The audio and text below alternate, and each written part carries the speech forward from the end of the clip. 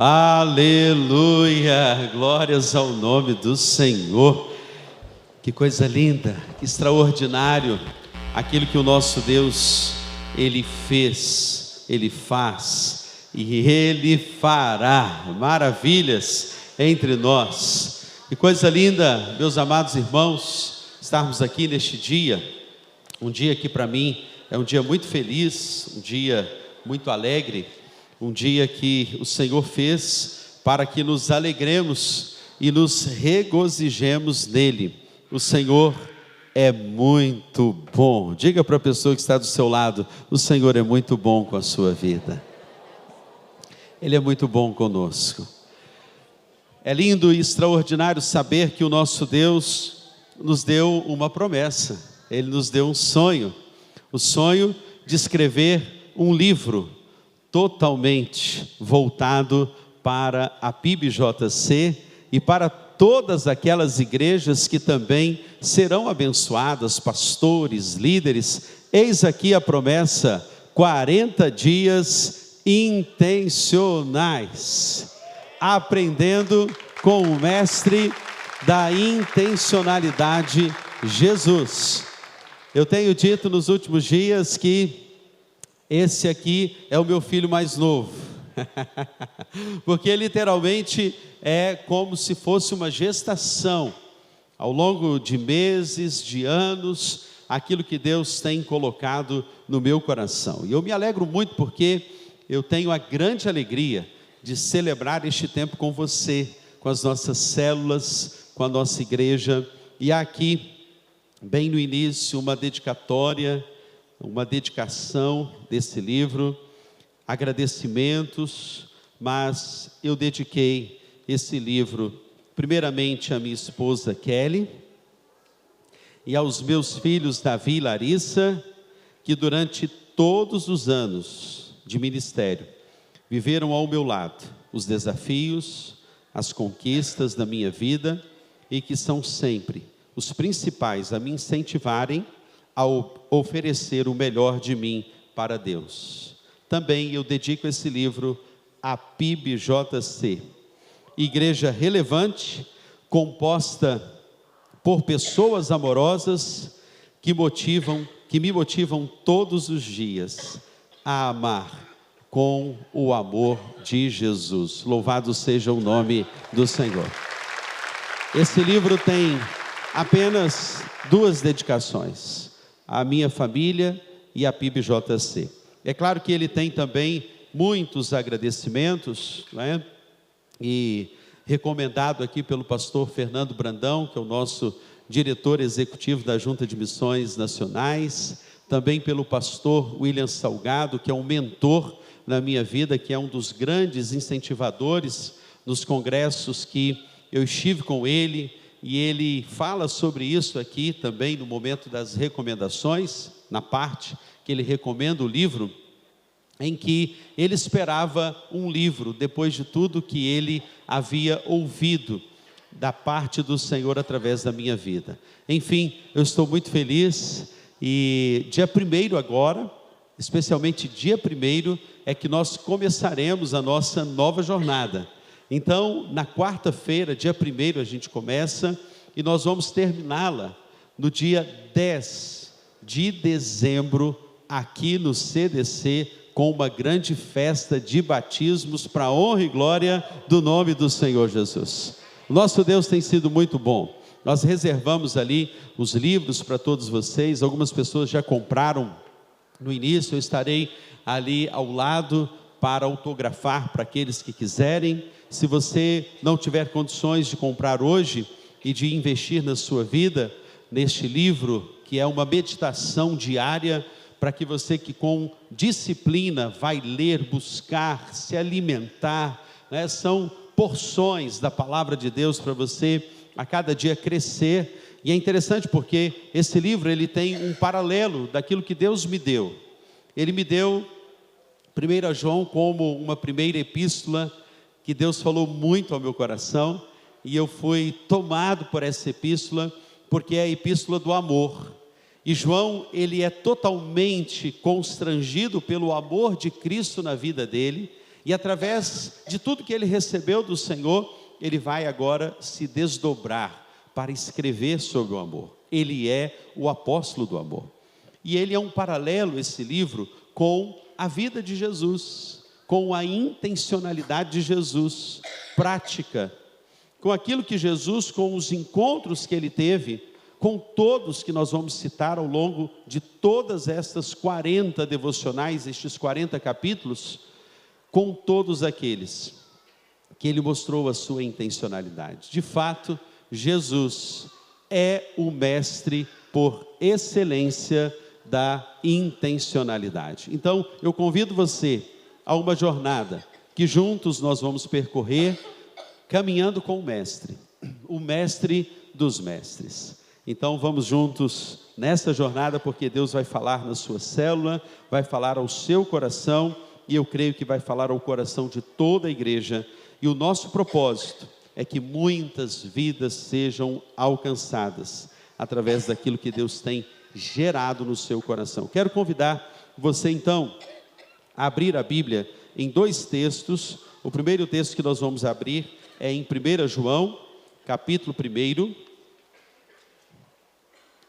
Nós vamos ler do verso 1 em diante, até o verso de número 3. Eu quero pensar com você sobre o tema a intencionalidade para todos, que é o primeiro capítulo do livro.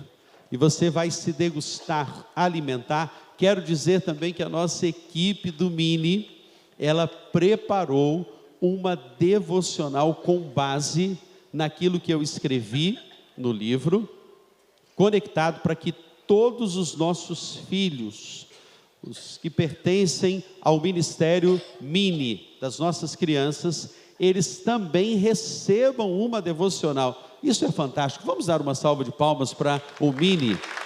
A tia Vanessa preparou. Você vai poder pegar ali com as nossas irmãs, ali logo também quando terminar o culto ali, quando você for retirar o seu filho, trazer o seu filho, você for pegar o seu filho, você vai ter a oportunidade de pegar essa devocional. Algumas pessoas já pegaram, e é para ler com os filhos, é para você sentar com ele e falar sobre essa intencionalidade de Jesus. É para você sentar numa hora tranquila com o seu filho e crescer. Quando eu cheguei para aqui, eu disse desde o início para os nossos líderes e a nossa equipe, que eu gostaria muito que tudo aquilo que fosse pregado no púlpito da PIBJC estivesse em uma linha de raciocínio, na mesma visão, alinhados com o ministério de crianças da nossa igreja. Isso tem acontecido. Elas estudaram Neemias no Aviva, elas cresceram com Neemias, e agora chegou a hora de crescer no Novo Testamento, em 1 João, e também com o mestre da intencionalidade, que é Jesus. Vamos então ler a preciosa palavra do nosso Deus em 1 João capítulo 1, a partir do verso 1, e depois nós vamos ler também em Lucas capítulo de número 8, a partir do verso de número 40. Vocês sempre vão perceber que há uma conexão com o Evangelho de Lucas, porque Jesus se apresenta ali também com a intencionalidade em todos os seus encontros. Preciosa palavra do nosso Deus então nos diz assim: o que era desde o princípio e que temos ouvido, o que temos visto com os nossos próprios olhos, o que contemplamos e as nossas mãos apalparam com respeito ao verbo da vida. E a vida se manifestou, e em nós a temos visto, e dela damos testemunho, e vula anunciamos, a vida eterna, a qual estava com o Pai, e nos foi manifestada. O que temos visto e ouvido, anunciamos, também a vós outros, para que vós igualmente mantenhais comunhão conosco. Ora, a nossa comunhão é com o Pai e com o seu Filho Jesus Cristo. Agora em Lucas capítulo 8, verso de número 40. Quando Jesus voltou, uma multidão o recebeu com alegria, pois todos o esperavam.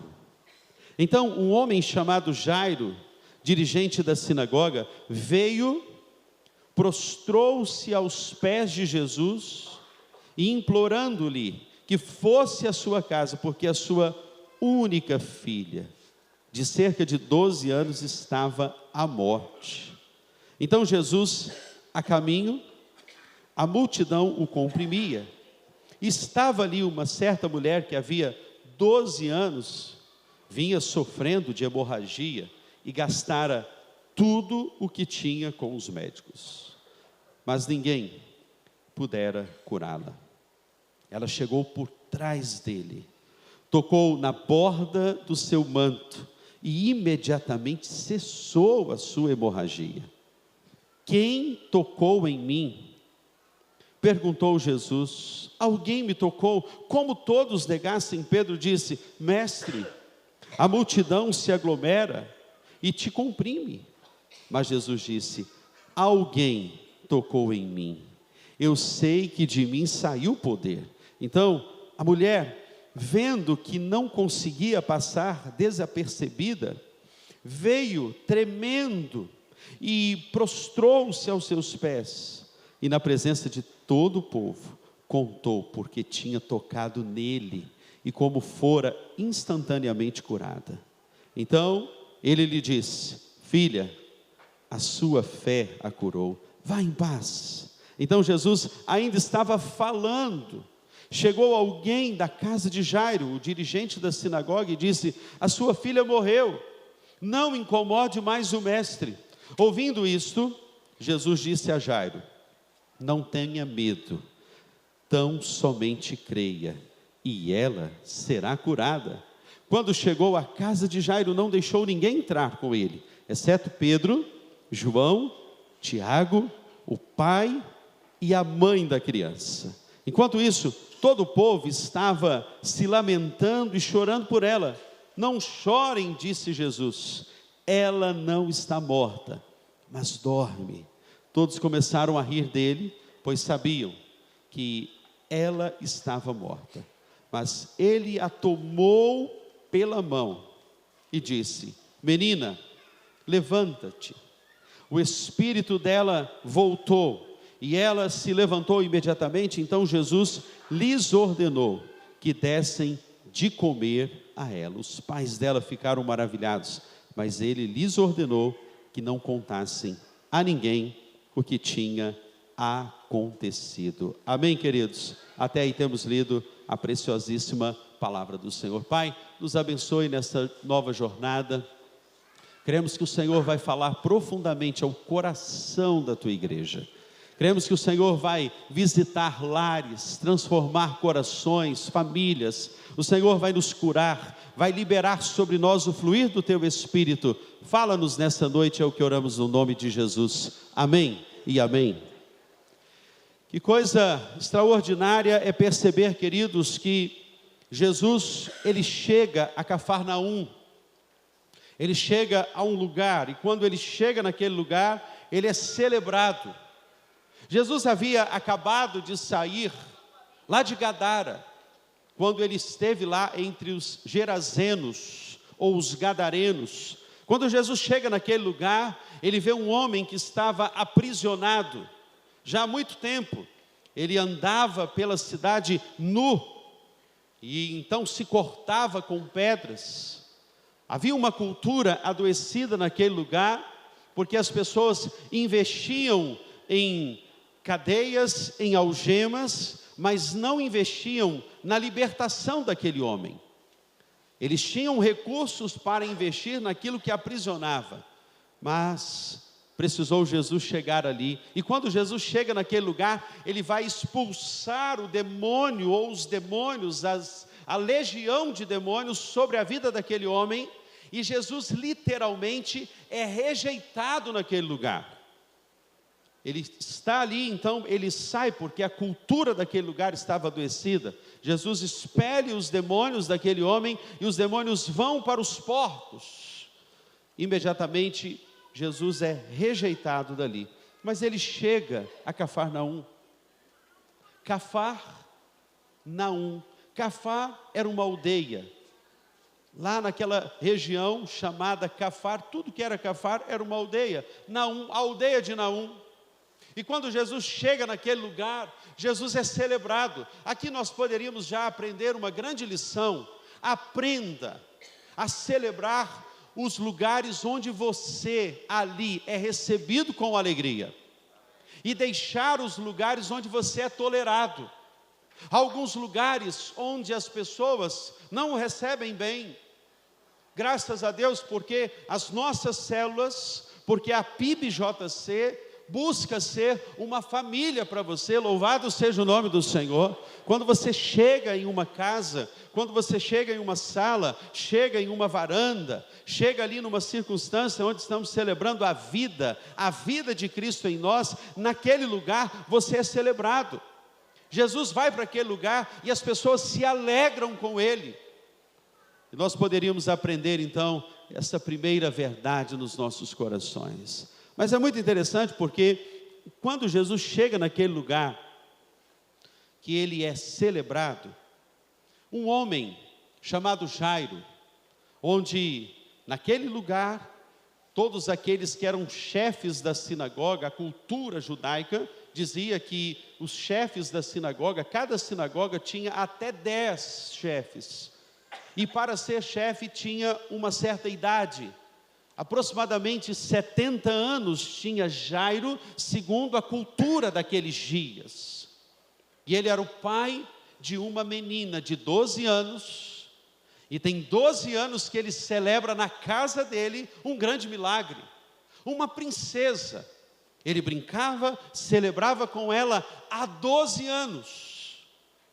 E ele então vai como um chefe, um líder, uma autoridade que tem a liberdade de se aproximar de Jesus. Afinal de contas, ele era uma autoridade. E ao chegar perto de Jesus, eu imagino que as pessoas deram licença para ele, porque era uma autoridade. Ele teve facilidade para chegar até Jesus. Mas também, concomitantemente, estava ali uma mulher que tinha também 12 anos, que estava enferma. Há 12 anos Jairo celebra o seu milagre, mas tem 12 anos que aquela mulher celebra não a vida, celebra a morte. Ela está com uma hemorragia há 12 anos, você pode imaginar isso. Desde o dia que ela começou a ter aquela hemorragia, ela não podia ter mais acesso ao templo, porque eles consideravam uma pessoa que tinha uma hemorragia, uma doença, uma pessoa que estava em pecado. Você pode imaginar isso, uma pessoa em pecado, ali não podia celebrar na sinagoga. Jairo celebra o culto, mas ela não pode frequentar o culto. Jairo está ali ensinando a Torá, os princípios da palavra de Deus, mas aquela menina não tem a condição mínima de pensar que um dia, de repente, ela iria adoecer. E eu fiquei imaginando, queridos, enquanto escrevia o primeiro capítulo desse livro, o que passou no coração de Jairo, porque se ele celebrava o seu milagre, e era uma autoridade, agora ele tem que deixar a posição, ele tem que vencer a oposição, ele tem que sair do seu status para ir pedir e implorar. O texto chega a dizer, queridos, de forma emblemática, que ele prostrou-se. A palavra grega aqui é literalmente ele adorou. A palavra grega proskuneia, a ideia de alguém que se prostra, alguém que se humilha, alguém que reconhece que está numa condição difícil e precisa de uma mão interventora, de alguém que venha intervir na sua história. Talvez, querido, você esteja aqui nessa noite, você canta, você bate palmas, você celebra, você adora, você sorri para uma pessoa que está do seu lado, mas você no seu interior sabe que é um sorriso plástico, porque você está vivendo como essa mulher há muitos anos. Não é algo físico que sangra, é algo no coração, é algo nas entranhas, na mente do seu ser, naquilo que é o cerne da sua vida, algo que está ali, ferido, machucado. Mas Jesus, da mesma forma que Ele pisou naquele lugar dos desesperados, nessa noite Jesus está aqui para curar o seu coração que sangra. O Senhor de Nazaré, Jesus Cristo de Nazaré, está aqui nessa noite para te dizer que o Deus de Jairo, o Deus dessa mulher, é o mesmo ontem, hoje e será para todos sempre. Você não precisa temer, querido, porque Jesus, Ele vai ao seu encontro. A intencionalidade me ensina que o próprio Jesus, Ele vem ao nosso encontro. E ser intencional segundo o dicionário, é fazer algo de propósito, é fazer algo sabendo o fim desde o começo, é saber o fim último, quando nós na intencionalidade, com os nossos chamados RIs, você vai descobrir que o RI, que é tão falado nesse livro, Relacionamentos Intencionais, significa isto: você vai a um lugar com a intenção, porque você é um enviado de Deus para a salvação e para a transformação daquela vida. Assim Jesus chega naquele lugar. Eu preciso aprender com o mestre da intencionalidade, porque quando ele vem ao meu encontro, ele sabe das minhas dores, ele sabe dos meus traumas, ele sabe daquilo que aperta o meu coração, daquilo que tira a minha vida do sério, aquilo que rouba a minha história de viver o melhor de Deus. Mas nessa noite, Jesus Cristo chegou aqui para te dizer que esta intencionalidade, ela quer te levar aos lugares onde estão os carentes da graça do Senhor Jesus. É a primeira verdade que eu quero pensar com você nessa noite. A intencionalidade de Jesus me ensina isto. O verbo da vida, a vida se manifestou, vai dizer 1 João, e nós temos visto.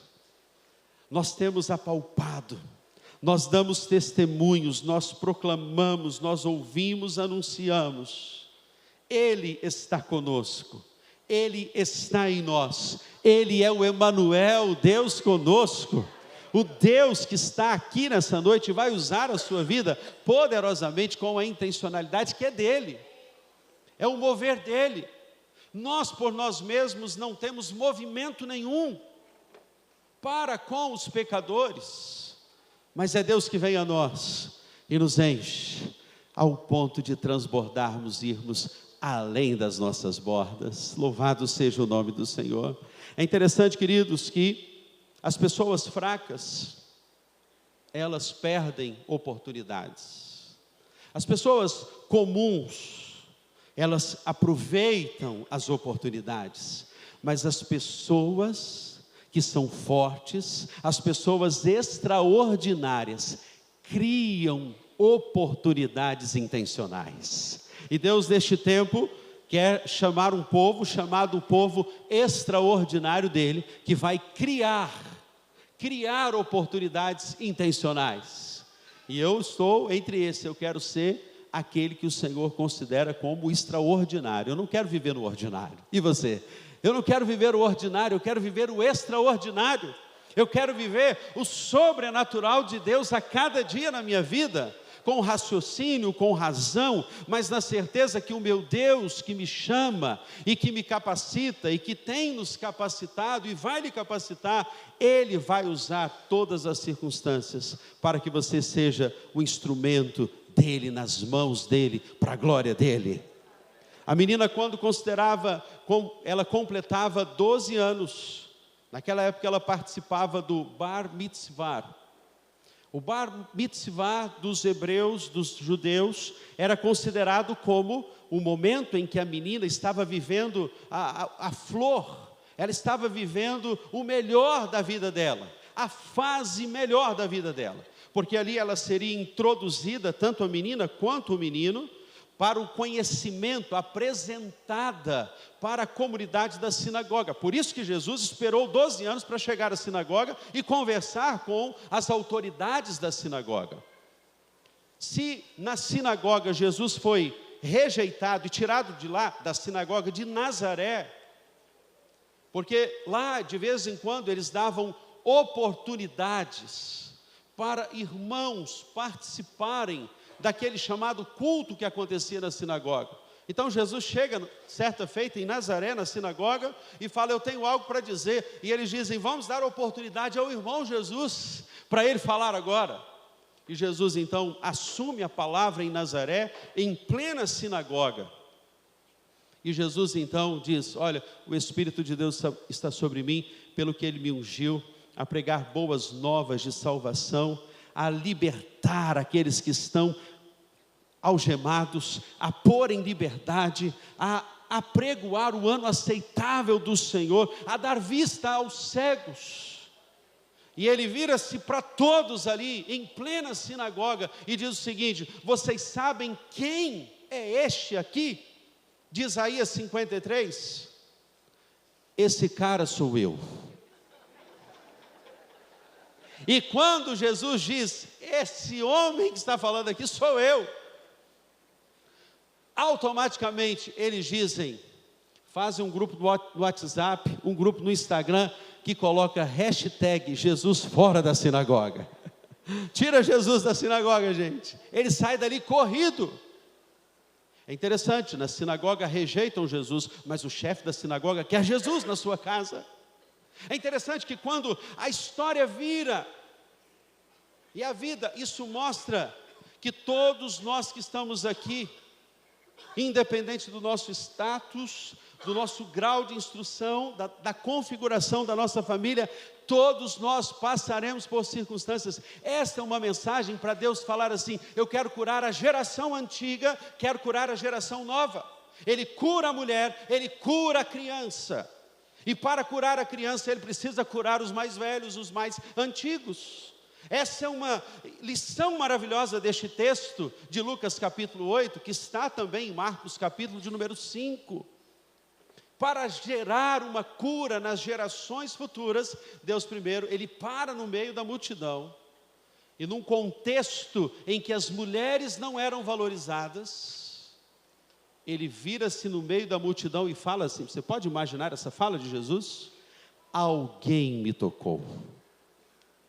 Se a mulher não era tratada como alguém, a partir de Jesus, a mulher tem o seu valor, louvado seja o nome do Senhor. Alguém, você passa a ser valorizada, você passa a ter o seu valor, mulher, porque Jesus te valoriza. Ninguém pode tirar o seu valor, ninguém pode minimizar o seu potencial, porque em Deus nós faremos proezas, louvado seja o nome do Senhor. Não há distinção, não há diferença. É interessante que ela toca, a mulher toca enquanto Jairo quer que Jesus toque. É interessante que ela vai escondida, mas Jairo vai e se apresenta.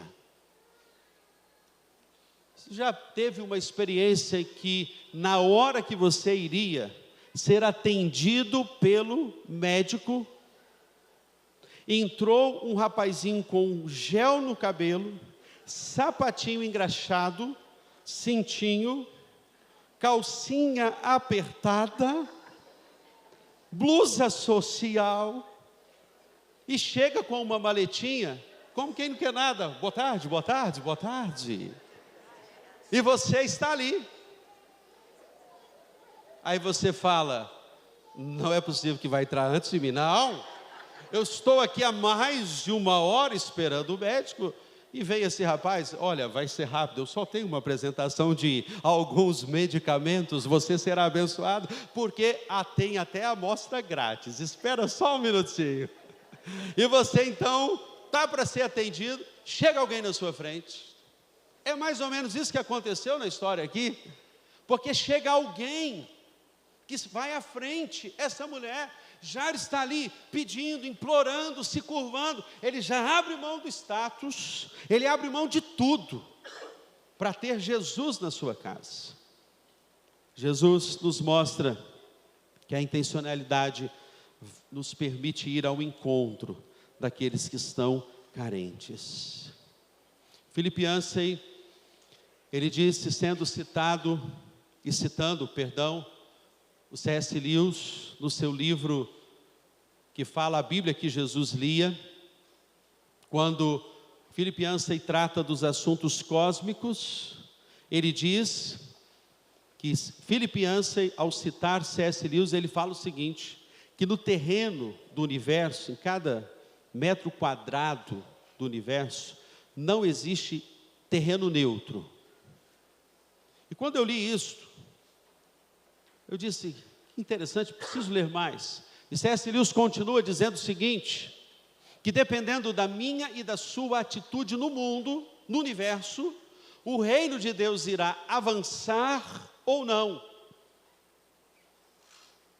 A maneira como você cumprimenta, a maneira como você age, fala, como você dá testemunho. E João, o apóstolo João está nos dizendo isso, aquilo que ouvimos, testemunhamos. É um amor que não é retido, é um amor que é exteriorizado. Porque todos nós que estamos aqui, quando deixamos um ambiente, deixamos uma réstea do nosso perfume. E a Bíblia diz que nós somos o bom perfume de Cristo Jesus. Todo ambiente que você está, ele é afetado. E afetado da terminologia ser afetuoso. E quando você é afetuoso, ternos em afeto, como vai dizer Filipenses capítulo 2, sejam cheios de ternos afetos. As pessoas são afetadas por aquilo que Deus derrama na sua vida. E Jairo está ali, querendo aquele que pode afetar, transformar, de uma vez por todas a sua história e a sua casa. É muito interessante porque ele vence o orgulho, ele vence o status, ele adora o Senhor. Tem gente que no meio da crise não adora, mas Jairo vai me mostrar que ele se prostra, ele adora. Eu pergunto para você nesta noite, você é adorador ou você é murmurador? Pergunta para a pessoa que está do seu lado, adorador ou murmurador? Sem a dor você não fica, né? Adorador. Jairo me mostra que ele é o adorador. E hoje poucas coisas, queridos, distraem as pessoas do propósito da intencionalidade. O Timothy Keller, saudosa memória, que faleceu ainda neste ano de 2023, quando ele nos fala no livro Caminhando com Deus em meio à dor, ele faz um paralelo dizendo que as famílias do século 17, 18, ele chega a usar a expressão que elas viam os seus filhos morrerem diante dos seus olhos e do seu coração. E ele faz uma crítica aos nossos dias, porque hoje as pessoas têm dores, e as dores de hoje fiquei sem Wi-Fi, fiquei sem internet. Ele faz uma crítica porque no século 17, 18, as famílias eram numerosas e tinham muitos filhos, porque não tinha televisão nem celular, senão, né, o negócio estava complicado para eles teriam menos filhos. E ele diz isto, que hoje as dores das pessoas são pequenas comparadas às gerações antigas que enfrentaram duras guerras, problemas, dificuldades. E Jairo está assim, em meio a uma dor. Ele precisa do intencional Jesus, que está ali. E é claro que Jesus já sabia que iria passar ali. Claro que Jesus, na presciência, na onisciência, já sabia que alguém iria lhe tocar. Você acha que o próprio Deus encarnado, ao perguntar, alguém me tocou? Ele não sabia. Era um teste. Às vezes Jesus permite que algumas coisas aconteçam na sua vida, na minha vida, para nos testar. E Pedro, o impulsivo Pedro, ele diz assim, como? A multidão te comprime. É nesse momento que então ela tem a coragem de dizer, fui eu que te toquei. Se a intencionalidade de Jesus nos leva ao lugar dos carentes, em segundo lugar, ela também nos leva a entender as estações. Segunda verdade que eu quero pensar com você é esta. Quando eu penso com você que eles estavam caminhando ainda, o texto nos diz isto, quando Jesus lhe falava ainda, veio uma comitiva da casa de Jairo, para dizer o seguinte, a tua filha já morreu.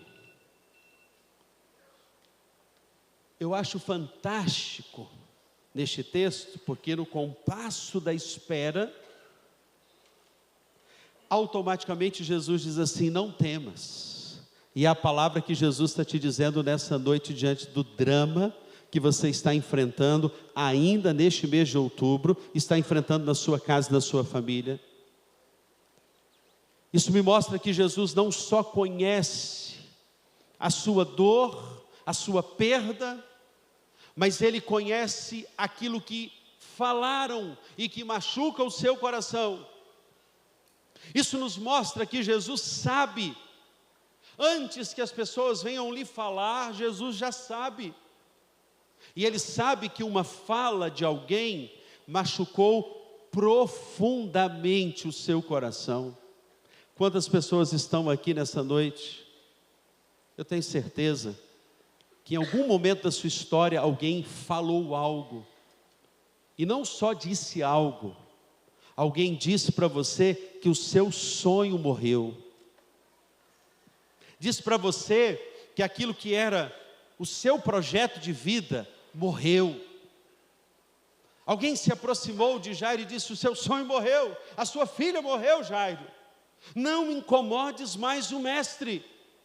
Mas o Senhor da história, que diz assim: não temas, creia, porque ainda que morra viverá, está aqui nessa noite para te dizer o mesmo.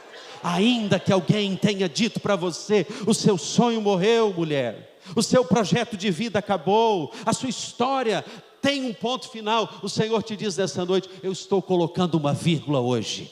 É o ainda não. Eu prefiro colocar uma vírgula para dizer para você nessa noite: olha, o mesmo Deus de Jairo, o mesmo Deus da mulher hemorrágica, é o mesmo que está aqui nessa noite para te dizer assim: não temas, somente creia. Creia de todo o seu coração, porque se creres, como ele disse para Marta, se creres verás a glória de Deus. Creia, meu irmão, creia, porque quando você ora, Deus faz. Quando você trabalha, você apenas trabalha, mas quando você ora, Deus trabalha por você. Louvado seja o nome do Senhor. É como você que está aqui nessa noite, você não pode sentir o seu coração bater. Eu não posso sentir o meu coração bater, mas eu sei que Ele está trabalhando. Louvado seja o nome do Senhor. Eu não posso sentir Deus trabalhando, mas eu sei que Ele está trabalhando por mim. Eu não posso ver Deus agora, mas eu sei que, como as batidas do meu coração, Deus trabalha por aqueles que nele esperam. E os que confiam no Senhor são como os montes de Sião, que não se abalam, mas permanecem para sempre. Esse é o meu Deus, é o seu Deus. Confie, creia. Há processos de dores, há processos que eu chamo neste livro de as dores de parto, assim como Paulo sentia por aqueles que eram os alvos do seu cuidado. Eu sofro as dores de parto até que Cristo seja gerado em vós. Eu sei, querido, que quando Deus trouxer para você essa visão da intencionalidade, Ele vai usar você com os carentes, e você precisa entender que tem um tempo para todas as coisas, tem um tempo certo. Em meio à fala da morte, enquanto o coral da morte surge, se ergue o solo da ressurreição, porque quando Jesus chega naquela casa, aquelas que eram carpideiras, que eram contratadas para chorar, começam a rir. Você pode imaginar isso? Carpideiras contratadas para chorar. Jesus chega, tem gente que vai gorar o seu milagre. É sempre assim. Alguém vai dizer para você: ei, por que você está acreditando nisso? Isso é impossível. Mas Deus me diz na sua palavra, em Lucas 1, verso de número 57, aquilo que é impossível para os homens é possível para Deus, porque não haverá impossíveis diante de cada uma das suas promessas. Você tem uma promessa, você carrega no coração e na mente um alvo. Então creia que há uma estação certa, há um momento certo, há uma hora certa. Conta-se a história de uma menina que tinha sua mãe que estava muito enferma. e o remédio havia acabado, e ela precisava comprar o remédio. O pai estava viajando. Ela então correu até a única farmácia que havia naquela vila, e ela já às 23 horas da noite, ela bate na porta insistentemente. É o que a Bíblia te diz: batei e abrir-se-vos-á, buscai e achareis. E ela bate naquela porta: moço, abre por favor essa farmácia, eu preciso de um remédio. O marido, que já estava preparado para dormir, vira-se para a esposa, que já estava de joelho, uma mulher crente, ele um homem ateu, ele um homem que não cria no poder de Deus. Ela vira-se para ele e diz assim: meu bem, vai lá atender. Ele disse: eu não aguento ser a única farmácia dessa vila para ter que atender as pessoas, essa hora, 23 horas, ter que descer para atender. E ela disse: meu bem, não diga isso, porque se a concessão saiu para nós, temos que ter gratidão. Ele era um homem ateu, não cria em Deus. Com muito custo desce, vai até lá embaixo. Lá estava aquela menina, que estava com uma receita nas mãos, e implorou a ele: moço, por favor, eu preciso deste remédio, a minha mãe está enferma, o remédio acabou, e ela está em convulsão, ela precisa tomar este remédio. Aquele homem, que conhecia todas as prateleiras da farmácia, ao olhar, nem acendeu a luz, foi direto lá na prateleira, pegou o remédio, então pegou aquele remédio, deu a ela. Ela saiu correndo com aquele remédio. Ao correr, ir para casa, ela tropeça, cai, o remédio rola e cai num bueiro lá no fundo e quebra. E ela, desesperada, ela volta correndo. Ele já havia fechado novamente a farmácia. Ao que ele foi deitar, ele disse: eu dei o remédio errado para aquela menina, e se aquela mulher tomar o remédio errado, ela pode morrer. A esposa crente, a mulher que orava intencionalmente pelo seu marido, disse: ore a Deus, meu bem, porque Deus pode nos responder. Ele, não crendo, mas orou, ajoelhou-se e disse: se tu és Deus, eu quero crer que essa mulher não vai tomar o remédio, e então eu vou crer no Senhor e entregar a minha vida para ti. Ao que ele ouve novamente a porta daquela farmácia batendo, era a menina. Ao descer, ela diz: eu estava correndo, o remédio caiu no bueiro, eu não pude pegar, mas está aqui, eu preciso desse remédio. Ao que ele se ajoelhou e disse: verdadeiramente o Senhor existe, e eu quero entregar o meu coração para Jesus agora. Esse é o Deus que, quando você ora intencionalmente, faz o impossível acontecer. Creia no poder sobrenatural de Deus sobre a sua vida. Em último lugar, o tempo da espera testa a determinação do seu amor. A intencionalidade nos leva a entender que precisamos ser testados na determinação do nosso amor. Há pessoas que no primeiro obstáculo desistem, na primeira oração acham que Deus não ouviu. Mas eu estou te dizendo nesta noite aquilo que a palavra de Deus nos diz: cada uma das nossas intercessões e das nossas orações estão no odre, na taça celestial. Você ora aqui, nós vamos orar agora no final. Tenha certeza, Deus vai ouvir, Ele já ouviu, mas tem um tempo certo, e esse tempo determinado, Ele testa a minha determinação pelo meu amor, por aquele que é alvo do meu propósito em ser alcançado por Jesus. Ah, queridos, é tão lindo perceber que Jairo, ele não desiste, ele vai. É interessante que o texto vai nos mostrar agora, que Jesus, ao chegar ali, ele convida Pedro. O texto diz que ele convida Tiago, e ele convida João, ele convida o pai, ele convida a mãe. A mãe, o símbolo da emoção na família. Ele chama o pai, que é o símbolo da razão na família. ele chama Pedro, o símbolo da fé nas Escrituras. Pedro, o grande apóstolo Pedro, o homem que andou sobre as águas, o homem de fé, aquele que vai escrever em 1 Pedro 5 e vai dizer: humilhai-vos sobre a potente mão de Deus, para que no tempo oportuno ele vos exalte, lançando sobre ele toda a vossa ansiedade. Por quê? Porque ele tem cuidado de vós. Sede sóbrios, vigilantes. O diabo, o vosso adversário, anda ao derredor, rugindo como leão, procurando a quem possa tragar. Resisti-lhe, firmes na fé, certos que sofrimentos iguais aos vossos estão se cumprindo em toda a irmandade espalhada pelo mundo. Ora, o Deus de toda graça, que em Cristo Jesus vos chamou à sua eterna glória, depois de ter sofrido por um pouco, Ele mesmo há de aperfeiçoar, firmar e fortificar, e lhes colocar sobre firmes alicerces. A Ele seja o domínio pelos séculos dos séculos, amém. Ele chama Pedro, mas ele chama Tiago, o símbolo da autodisciplina no Novo Testamento, o símbolo da sabedoria.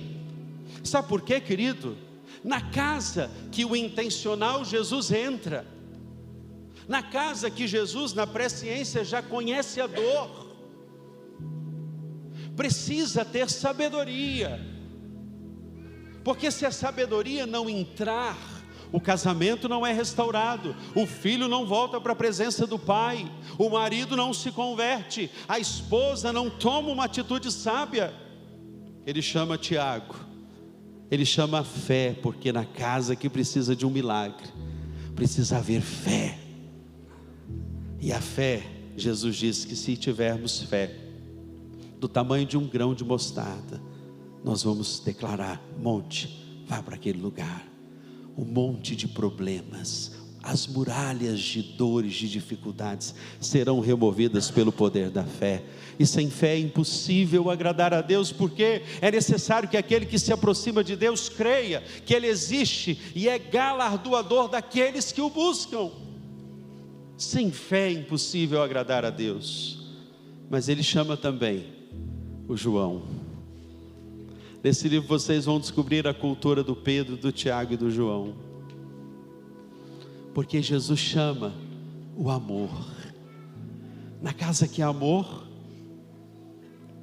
o ódio não entra, a indiferença, a rispidez, a aspereza não tem lugar, porque quando você trata com amor, você libera o amor, libera uma palavra de bênção, libera a palavra de exortação com amor. O filho teme, o filho obedece, o filho honra. A casa se torna um lugar que o milagre acontece. Mas vejam comigo, queridos, que o texto nos mostra que Jesus, ao chegar ali, tira o Tomé. Por quê? Por que ele tira um Tomé? Porque na casa que vai haver o milagre, a incredulidade não pode entrar, a falta de fé não pode chegar. Para eu crer que o meu alvo, o meu RI vai ser alcançado pelo Senhor, eu preciso de uma fé gigantesca. Às vezes nós estamos lá no nosso esforço, lutando, labutando. Tem que acontecer com a minha força, Senhor. A Bíblia vai e nos diz: não é por força, nem por violência, mas pelo meu Espírito. Descansa, querido, descansa no Senhor. Ele vira para aquela menina e diz: Talita cumi, que significa em aramaico: menina, levanta-te. É Deus dizendo para você: olha, para o milagre acontecer, você precisa se mover, você precisa levantar-se, você não pode ficar parado. O ato intencional se move, vai em direção àquele que está enfermo. E quando ele diz para ela: menina, você vai ser curada, a comitiva que riu, o coro da morte que riu, teve que ver um solo se erguer para dizer: aquele que crê em mim, ainda que morra, viverá. A menina se levanta, mas o detalhe mais interessante do texto está no final, porque o texto me diz que Jesus fala: deem de comer a menina. Ela estava dormindo apenas. E por que Jesus diz: deem de comer? Porque quando eu recebo o meu milagre, eu preciso cuidar do meu milagre. Quando eu recebo algo de Deus, eu preciso manter o milagre. Eu preciso estar no propósito do milagre. Quantos RIs, relacionamentos intencionais, serão alcançados a partir de você? E Deus está te dizendo com este texto, que é o primeiro da jornada, que ao cuidar, ao alimentar, você vai manter o milagre vivo, forte, robusto, alinhado com o propósito, é se alimentar e alimentar alguém. Quando José, ele foi chamado a Faraó, para se apresentar a Faraó, diz a Bíblia que ele fez a barba. Egípcio não gosta de pelo, então ele fez a barba. Como quem diz: eu recebi uma oportunidade e eu vou aproveitar essa oportunidade. Eu recebi algo de Deus e eu preciso abraçar essa oportunidade.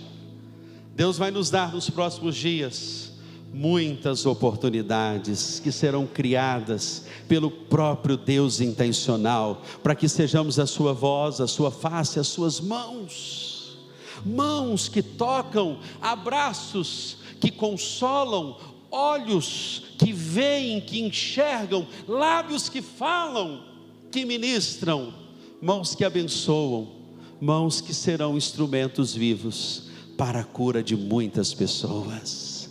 E Deus está nos dizendo, nessa noite, você precisa fortalecer, mantenha perto de você aqueles que são íntimos, que são próximos. Aprenda a celebrar o seu milagre, muitas vezes em silêncio, porque Jesus diz assim: olha, não contem a ninguém. Às vezes você, desculpe a palavra, boculto, você está para receber algo, está recebendo algo, você escancara. E Deus me mostra: não contem a ninguém. Tem um tempo certo, mas a hora que Deus aprovar a sua busca e testificar o que você buscou e está anunciando, a honra será somente dele, para a glória dele, porque dele, por ele, por meio dele, para ele são todas as coisas, a ele seja a glória eternamente, amém. Se coloque de pé, nós vamos orar ao nosso Deus. Talvez haja aqui, querido, a semelhança dessa mulher,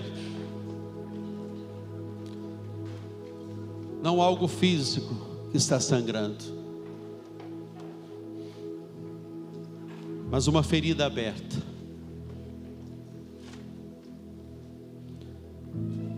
Foi Rumi que disse que a ferida aberta é o meio pelo qual a luz entra. Você só ouve sobre a luz porque ela está aberta, a ferida está aberta, a hemorragia não foi estancada. Eu penso agora o depois.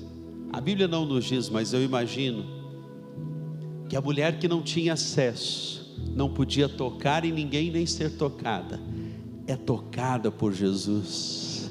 E quando você recebe o toque de Jesus, o sangramento do coração acaba. Você recebe o toque de Jesus, você se ergue, se levanta, é curado, o testemunho acontece, a casa é restaurada, o casamento é reestruturado, o filho se levanta e ergue-se e volta para o Senhor. Jesus cura a antiga geração, Jesus cura a nova geração, e Jesus está aqui para te dizer: eu quero fazer isso na sua vida agora, hoje. Feche os seus olhos, abaixe a sua fronte, eu quero orar por você. E o primeiro movimento que eu quero nessa noite orar é por aqueles que precisam ver e querem ver que aquele que fez a promessa é fiel para cumpri-la, mas as distrações no meio do caminho, as decepções, as falas de morte fizeram você não crer mais nas promessas de Deus. Mas Deus está aqui nessa noite para te dizer: eu vou fazer outra vez. eu vou fazer de novo, e todos verão a minha glória, a glória do Senhor Jesus. Sonhos que morreram, nessa noite irão ser ressuscitados para a glória do Senhor Jesus. E você que precisa disto, que os seus sonhos, talvez você tenha uma fé tão pequena, como daquele servo, que disse, ele reconheceu o Senhor: eu não tenho fé para crer, mas basta apenas uma palavra tua e o meu servo pode ser curado. Ensina-me, Senhor, a ter uma fé assim forte,